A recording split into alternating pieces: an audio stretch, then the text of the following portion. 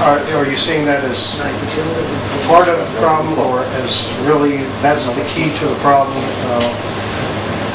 You talking about the lack of accessibility? The money control, printing press control. I see that. Well, actually, I do see that as part of the problem, and I'll explain why. And I've been seeing this in the other communities. I don't think that we have a socialist system. I know everybody's like sitting at me and looking at me like, what? I also don't think we have a capitalist system. I think at this point we have a corporatist system. That means the bonding of the corporations and the financial industry with the government. Now, and I don't think anybody sat there, and I don't know their minds. I'm not going to say that this was ever planned or conceived and made to happen. For all we know, it's just how the system ended up happening. You know, somehow we woke up one day and the government is supporting industries that are failing, and they're supporting the government despite the fact that the government doesn't always have their best interests, and who's in control. And this has been a big question for me. Who's doing this? Who's in control? And the more that I think about who's driving this flaming locomotive off the cliff, the more I realize that there's no conductor. And what I mean by that is that right now, the financial institutions are the larger ones are depending on the government to survive.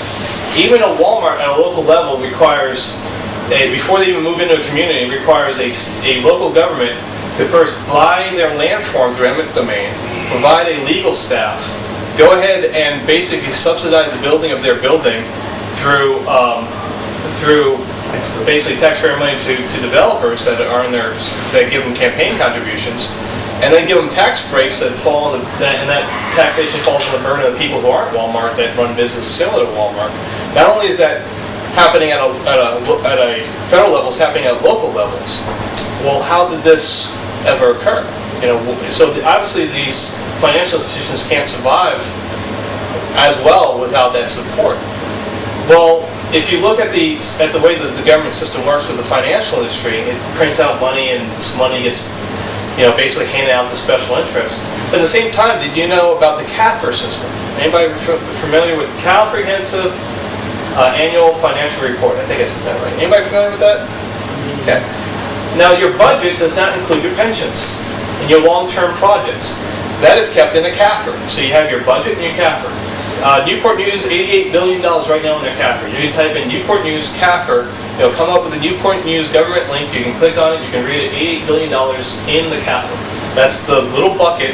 So that every time somebody's retiring and has a pension, they just give it out. Well, if the government has $80 billion held, in 20 years, that's $40 billion.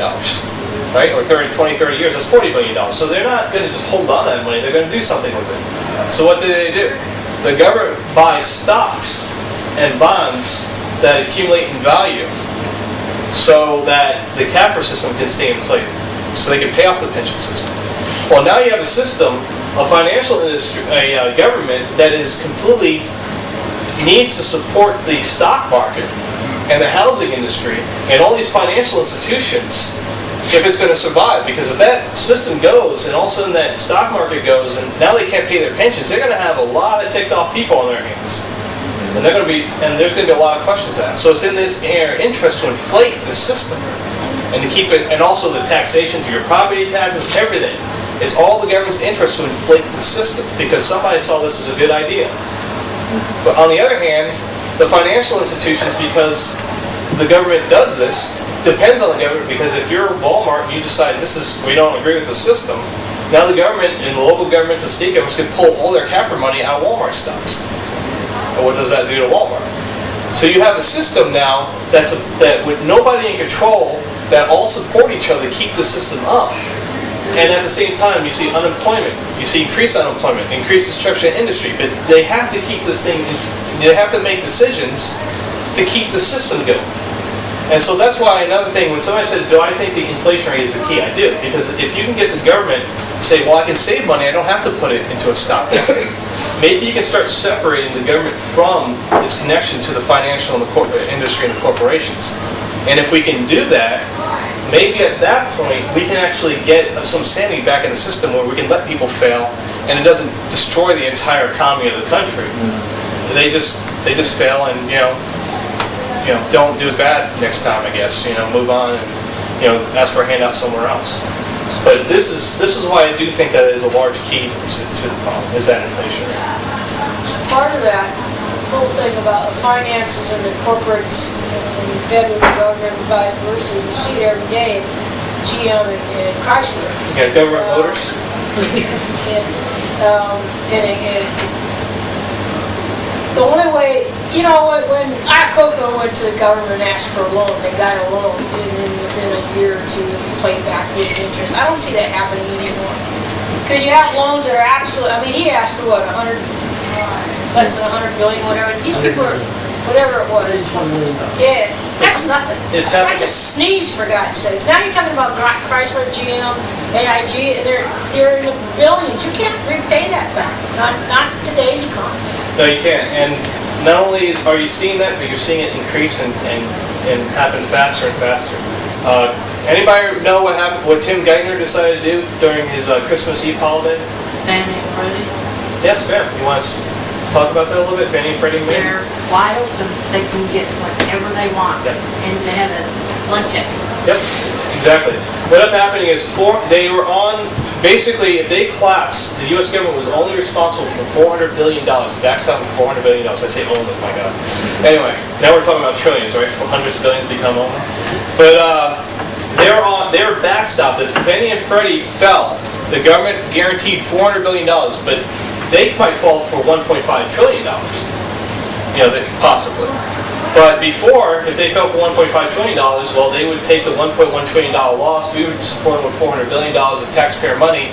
They'd move on their merry way. Tim Geithner, right before Christmas Eve, decided to sign legislation that removed that cap.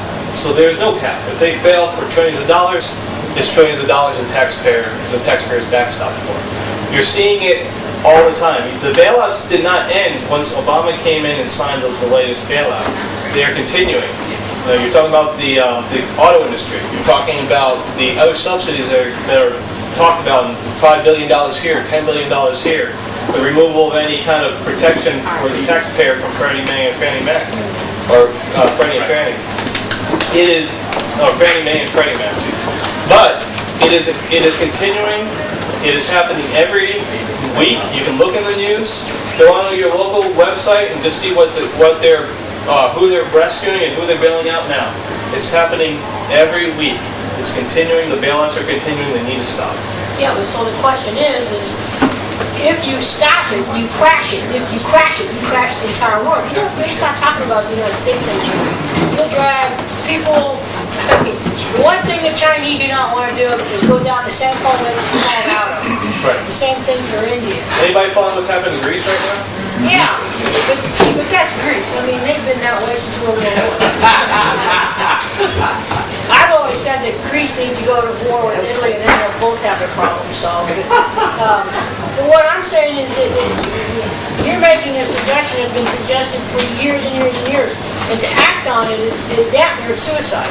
I think if the financial institutions crash, we're talking about the large financial institutions and the auto industries and everything else. I think if they crash, your local industries, your local banks that are loaning out to the community are going to fill that vacuum. There's money there. You're not talking about thousands and thousands of dollars. You're talking about trillions of dollars. Right. If Citibank crashes, if America